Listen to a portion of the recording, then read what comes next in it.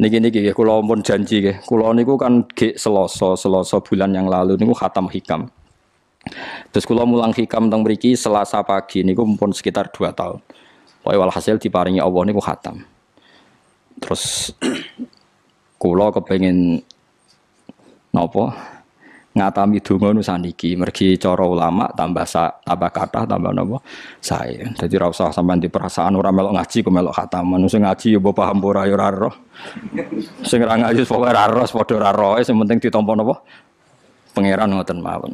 Dados kula gadah azam pokoke donga ngoten mawon nek donga ya ora usah tenanan ya apik ora ya apik. Mergo pangeran mesti napa pirsa. Jadi tenanan itu ikhlase, nak ndonga ora usah tenanan, sing tenanan apa? Mergi cara hikam niku termasuk ngeten. Hikam niku yang ngarang hikam niku jenenge Ibnu Athaillah As-Sakandari. Ini muridnya Abdul Abbas Al-Mursi. Abdul Abbas Al-Mursi niku muridnya Abdul Hasan napa? Asy-Syadzili. Kula niku sinau hikam mulai riyen mun bertahun-tahun sampai sekarang. Tiap badhe tilem sering maos hikam. Jadi hikam termasuk madzhab ngeten, tapi aja nut kados tiyang sing ora tau mlebu masjid wae aja nut iku wali. Nah kowe gawe-gawe. Nah kowe nglakoni ngono ben dadi wali wae ora mutu niku mboten alami. Hikam itu kalau berdoa itu sekali. Kula nu nate umroh 2009, terus haji 2013.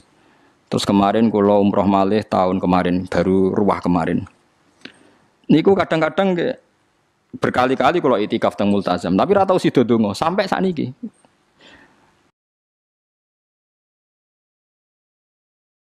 Mergo donga mbok pisan tok, anggere donga neh. Lho pangeran ijek eling kok tak elingno. Mergo hikam termasuk mengingatkan gitu. Kamu kalau doa itu jangan ulang. Karena yunabbahu iku man yajuzu alil ikhfal, yang boleh diingatkan hanya orang yang mungkin lupa. Allah ora bakal lali kok mbok elingno. Dadi kula anggere ning ngarepe multazam pe donga. Lho dong aku wingi pangeran cek eling. Ya wis ra sida dong. Wah anggere ape dongone, tapi ndak gawe-gawe lho, saya asli, maksudnya asli. Anggere ape dongone. Kan cek eling kok. Ya wis. Sampai kula nu teng raudhah niku akhirnya mau maca selawat, maca Quran. Anggere donga seeling to Gusti ngono terus. Dadi yo pancen unik, wong wali ku unik. Aja gawe-gawe lho, tapi aja nut kula. Cuma pancen hikam madzhab ngoten.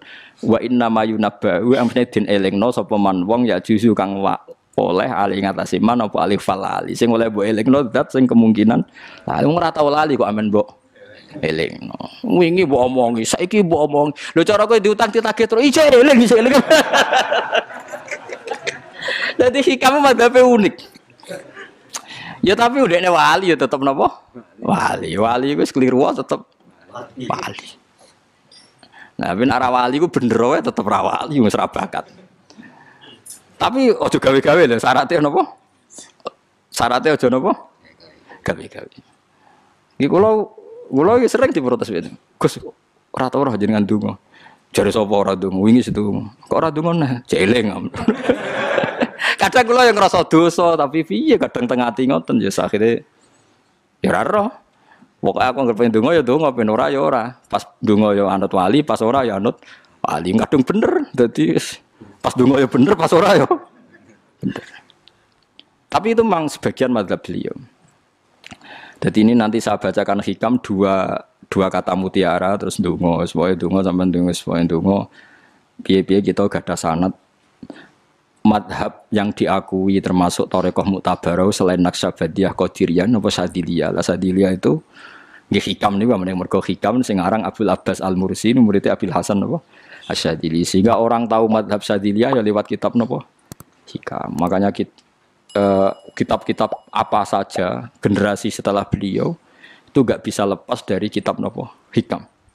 Sampai darani hikam atau iya. Madhabe napa atau iya. Mergo atau iya iku maknane sing arangu napa Ibnu Athaillah disebut hikam atau iya. Itu beliau sebetulnya ya ada orang alim yang butuh mikir jelimet nggih mboten. Ya wong waras wonten mawon. Misalnya orang waras begini, pancen wong waras itu beda mek waras pancen. Misalnya gini. Saya ngambil uangnya Mustafa tanpa pamit boleh ndak? Ndak boleh kan. Terus beliau membuat makalah gini, kalau aja hafal. Mana aka antat da'iya mimma lil makhlukin. Allah itu mencegah kamu, melarang kamu mengklaim barang yang tidak milik kamu. Padahal sama-sama miliknya makhluk. Misalnya Mustafa punya mobil, aku milik saya boleh enggak? Boleh enggak sama siapa saya? Enggak boleh kan? Mustafa punya rumah, aku milik saya boleh enggak? Enggak boleh. Kalau mengaku miliknya orang sama-sama makhluk saja enggak boleh, apalagi kamu ngaku-ngaku hal yang milik Allah. Misalnya sifat menentukan nasib itu milik siapa? Allah. Menentukan su'ul khotimah atau husnul khotimah itu milik siapa? Kamu tidak boleh. Misalnya gedeng orang, oh wong ngono iku mesti su'ul khotimah. Lho sing nentukan itu milik Allah. Wong ngaku barange wong ora oleh apa meneh ngaku sing hake Allah Subhanahu wa taala. Jadi sebetulnya nak ngendikan ya normal saja. Artinya ijtihad itu kan normal, tidak perlu orang pinter banget. Tapi sing roh iku wong waras ngono maksudnya. Setelah dijelaskan kan masuk akal. Kayak tadi. Ndonga kok terus koyo sing mbok omongi wingi lali, urung lali kok sebab elingno meneh. Kan masuk akal.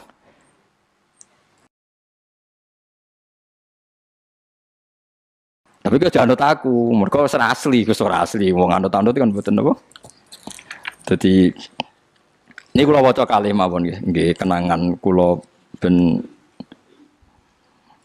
dadi nggih kenangan kula napa makalah sanggeng napa hikam ya. Nggih kula waca Arab ya mawon engko napa. Nggih bismillahirrahmanirrahim. Kula nak maca malah bingung, biasa hafalan malah maca. Jadi piyambake ngendikan mana aka antatta iya male salaka mimalil makhlukin afayubihu laka antatta iya wasfahu wa rabbul alamin. Di Allah ngelarang jenengan mengaku barang yang miliknya orang lain, apalagi ngaku-ngaku hak sing miliknya Allah Subhanahu wa taala. Sehingga kita ndak boleh misalnya maksud noti yang wong iku mesti celaka, nyelakano orang itu hak sinten? Hak ya Allah. Kowe ora usah GR sok ben mesti bener, iso wae saiki bener sok ben salah. Kamu juga enggak usah merasa salah, iso wae saiki kira saleh sok ben saleh. Ya sudah itu hak ya Allah, sudah ndak itu. Terus ngendikane beliau ini Ilahi kullama akhrosoni lu'mi antokoni karomuka. Gusti ketika saya didiamkan oleh kesalahan-kesalahan saya, antokoni karomuka, maka saya digerakkan oleh sifat lomane jenengan. Itu perasaannya hikam. Misalnya sampean ngerasa dosamu akeh terus rawani donga, ngerasa salahmu akeh terus ngerasa ora ahli swarga. Niku jare hikam, Gusti kula nak eling salah kula kok ora pantes mlebu swarga. Tapi nak eling lomane jenengan nggih pantes mawon. Lha iku dindot wong ngono niku wis dindot. Dina eling dosamu sampean akeh kan gak pantes mlebu swarga. Tapi nak eling jembare rahmati Allah nggih pantes mawon. Ilahi kullama akhrasani lumi antokoni karomuka. Wa kullama ayasatni ausofi atma'atni minnatuka. Ketika saya putus asa karena sifat-sifat saya yang buruk, maka saya akan digerakkan lagi punya harapan karena saking melimpahnya nikmatnya jenengan to peparinge jenengan. Terus beliau di sarah-sarah dicontohkan. Saat Umar masih kafir itu pernah gak minta jadi muslim kan enggak, tapi ketika Allah menghendaki dia jadi muslim maka jadilah Umar seorang yang muslim. Jadi orang tanpa keinginan pun kalau Allah menghendaki baik ditarik yang menjadi baik. Artinya kamu jangan percaya wong aku apa ya dadi wong apik piye, wong aku ngene. Wong sing ora tau niat apik wae iso diapikno pangeran kados sinten Sayyidina Umar. Sunan Kalijaga ketika nggarong ning gone Sunan Bonang niate ya untuk emas. Niate wae elek, tapi ketika Allah ngersakno dadi apik ada takdir yang memandu dia jadi apik, bahkan dadi wali. Itu wakul lama ayasatni ausofi, ketika saya diputus asakan oleh sifat-sifat saya yang buruk, maka saya akan diharapkan lagi, diberi tomak, diberi harapan oleh banyak peparingin apa jenengan. Jadi intinya kalau suwun khasnya madhab Sadili itu melihat sisi positif. Jadi misalnya jenengan sholat misalnya, ini rumah tenan gitu. Misalnya jenengan sholat, potensi gak diterima itu tinggi. Mungkin kita ada ikhlas, mungkin kita tidak tumak ninah, mungkin kita banyak melakukan kesalahan, mungkin eling macam-macam. Itu potensi yang menjadikan kita sholatnya tidak diterima Allah. Tapi cara madhab Sadilah berpikir gitu itu tidak boleh. Kamu harus ingat bahwa sujud ini luar biasa. Banyak orang yang nggak diberi anugerah sujud. Orang bertahun-tahun, berpuluh-puluh tahun hidup kafir tidak pernah sujud. Kamu sekarang ditakdir mau sujud. Jadi mestinya kena sholat bersolat subuh, matur nuwun Gusti tadi saya sujud sama jenengan, matur nuwun Gusti tadi saya rukuk sama jenengan. Gak usah mikir buat ditampa apa ora, eling terus. Nanti setelah zuhur ya begitu. Eling terus tadi ditakdir sujud, ditakdir rukuk, ditakdir sholat. Sehingga madzhab Syadziliyah itu sampai mengatakan begini. Orang yang beribadah meskipun sedikit dan yakin bahwa itu peparingnya Allah, minnah dari Allah, itu lebih baik ketimbang ibadah banyak plus merasa kurang. Di misalnya Mustafa sholat, bersolat duhur gak marem, mungkin duhurku salah terus berbadiah kok sholat meneh. Sing kula sholat duhur tok ora usah. Saking syukur kula, niku duhur kula makome. Ya nganti saiki duhur kula perkarane ngene ku dene kelakuane cek ngene ku dene. Karena ketika diberi pangeran ora marem. Kurangnya, tapi kurangnya niat elek. Kayak pangeran polisi, ngurang pangeran ra nampa kurang ngene kurang. Pangeran ora diwatak ngoten. Enggak terlalu prosedur wong wis sujud niate apik yo apik.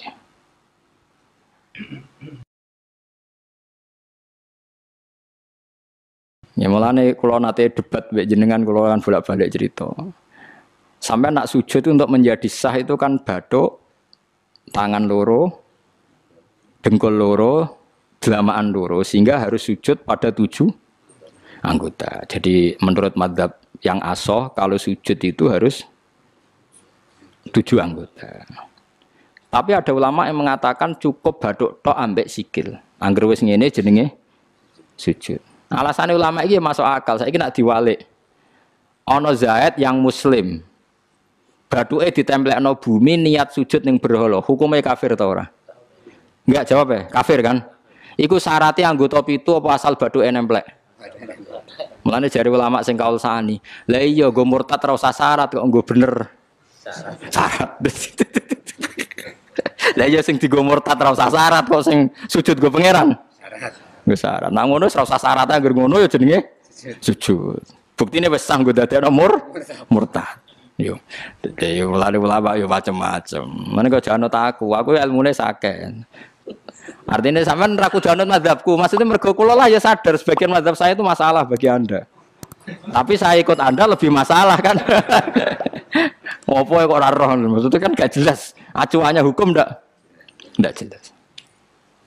Ya karena tadi kamu sekolah di Australia, di Amerika, wong kok kancanan wong kafir. Tapi barokahnya anak-anak yang sekolah di sana, yang kerja di sana, akhirnya di Amerika ada masjid. Di Australia itu barokahnya mahasiswa, pekerja, orang kedonyan macam. Sekarang orang kedonyan di Taiwan, di Korea bikin komunitas masjid. Ya, akhirnya di bumi Allah di sana ada yang sujud. Ya itu nyata. Meskipun teori Anda juga nyata, sebagian mungkin katut widoan yang kono katut macam-macam. Sama-samanya ya sudah kita berpendapat ya seperti itu. Wallahu a'lam yes, ya mungkin naik apik, mungkin naik ora. Wallahu a'lam supaya donga supaya apik. Tapi kan kita tidak satu arah karena ngendikan ya seperti gejolokannya Allah dengan Nabi Ibrahim itu kan kelihatan. Malaikat Israel berjabut Nabi Ibrahim. Nabi Ibrahim gak terima, gak iso Israel. Aku iki kekasih pangeran. Mosok dipateni. Hal ra'aital khalil yumitu khalilah. Ana kekasih mateni kekasih, mesti keliru perintahmu Israel. Semune ngono Nabi Ibrahim, kowe tetep dipateni. Cara Israel wis menarik. Akhirnya balik teng pangeran Gusti, amartani ila abdin la yuridul mauta wa yaqulu hal ra'aital khalil yumitu khalilah. Ya Allah, Engkau memerintahkan saya pada hamba yang enggak ingin mati. Dia bilang, masa ada kekasih membunuh kekasihnya. Cara Israel masuk akal, bisa mikir juga Israel. Cara dia masuk akal. Jawab Allah ini. Qullahu jadi katakan pada Ibrahim, hal ra'aital khalil yakrahu ayyal khalilah. Ibrahim kandhani, ana tah kekasih tapi ra siap ketemu sing dikasih. Artinya kalau tidak berani mati berarti ra siap ketemu. Jadi bilang ke Ibrahim, apakah ada kekasih yang enggak siap ketemu kekasihnya? Dia malah Israel marah Ibrahim. Kata Allah, enggak ada kekasih yang benci ketemu kekasihnya. Oh ya, mati saya kira. Nah, itu logika yang terbangun. Makanya dengan perbandingan logika itu akan kelihatan. Pertama koyok-koyok logika Ibrahim itu masuk akal. Tapi ketika Allah ngendikan, ono tah kekasih ra siap ketemu kasihnya. Nah, kitab Mahalli itu kitab yang menjelaskan sekian teori fikih yang tidak mansus ya, saya ulang lagi, yang nggak ada nasnya. Kemudian diulang-ulang oleh cara berpikir tadi. Nah, akhirnya jadi kitab khilafah ya, kitab ikhtilafat dalam Syafi'i yang paling dianut ulama seluruh dunia.